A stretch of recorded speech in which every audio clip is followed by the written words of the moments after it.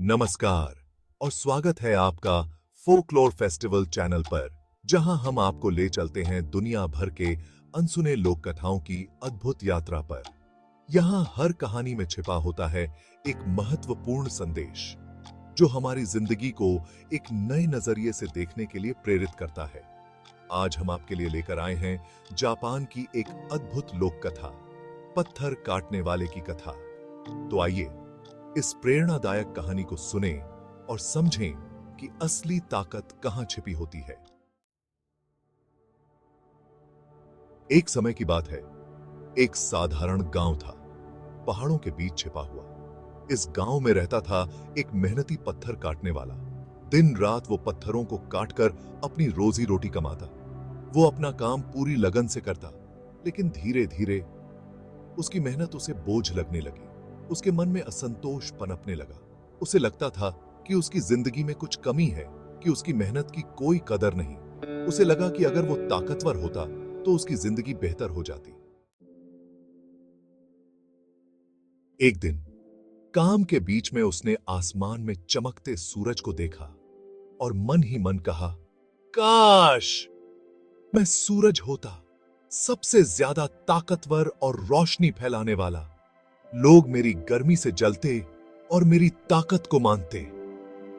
और तभी एक चमत्कार हुआ। उसकी इच्छा पूरी हो गई। वो सूरज बन गया।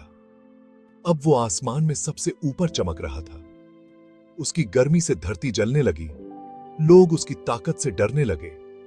उसे लगा कि अब वो सबसे ताकतवर है।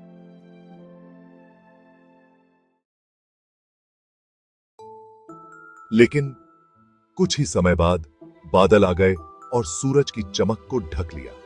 अब उसकी रोशनी बेकार थी। पत्थर काटने वाले ने सोचा, बादल मुझसे ज्यादा ताकतवर हैं। काश मैं बादल होता। और फिर वो बादल बन गया। अब वो बादल था और अपनी मर्जी से बारिश बरसाने लगा। उसे लगा कि अब उसके पास असली ताकत है कि वो धरती को झुका सकता है। The wind, a new desire. लेकिन जल्द ही तेज हवाएं चलने लगीं और उसे उड़ा ले गईं। अब उसने देखा कि हवा बादल से भी ज्यादा ताकतवर है। उसने सोचा, काश मैं हवा बन जाता। और फिर वो हवा बन गया। अब वो हवा था, पेड़ों को झुकाता, धरती पर कहर मचाता। उसे लगा कि अब वो सबसे ताकतवर है, कोई उसे रोक नहीं सकता था। लेकिन तभी उसने देखा कि एक विशाल चट्टान उसकी हवाओं के सामने अडिग खड़ी थी। वो जितनी भी ताकत लगाता, वो चट्टान हिलती तक नहीं थी। उसने सोचा, चट्टान मुझसे भी ज्यादा ताकतवर है। काश मैं चट्टान बन पाता।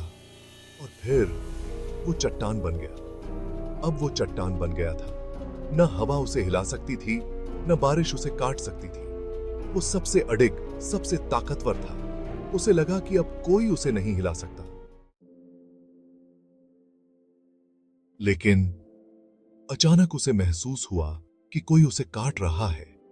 उसने देखा, एक साधारण पत्थर काटने वाला उसे धीरे धीरे तोड़ रहा था। और तभी उसे एहसास हुआ कि असली ताकत उसी के अंदर थी।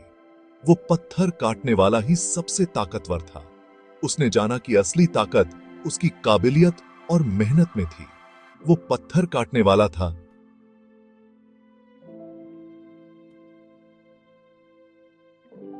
और यही उसकी सबसे बड़ी ताकत थी। इस कहानी से हमें यह सीखने को मिलता है कि असली ताकत बाहर से नहीं, भीतर से आती है। अपनी योग्यता और मेहनत को पहचानना ही असली शक्ति है। संतुष्टि वही है जहां आप अपने आप से खुश होते हैं। अगर आपको यह कहानी पसंद आई हो तो हमारे चैनल फोकलोर फेस्टिवल को लाइक और सब्सक्राइब जरूर करें। ऐसी और अनसुनी कहानियों के लिए जुड़े रहिए और कमेंट्स में हमें अपनी राय बताइए।